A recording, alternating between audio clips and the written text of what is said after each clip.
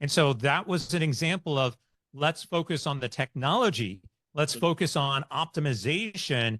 And Right. then we'll figure out how we're going to sell this or deliver it to the customer. Hmm. And too often, when you do it backwards like that, you end up alienating your customers. But you Hmm. can't do it if you're trying to serve the wrong audience.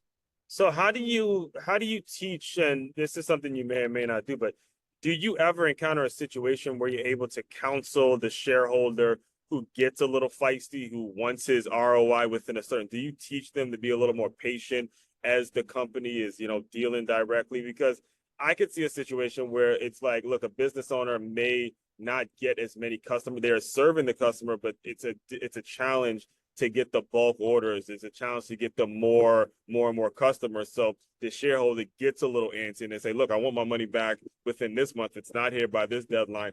Do you ever encounter a shareholder and say, look, okay, this is the company you need to be investing in if you want your ROI by this date and stuff like that? Do you ever run into situations like that?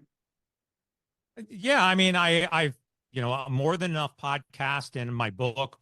I've clearly outlined some of these philosophies. The Mm-hmm. other people, we talked about Disney. Right now, Disney could care less about their customers.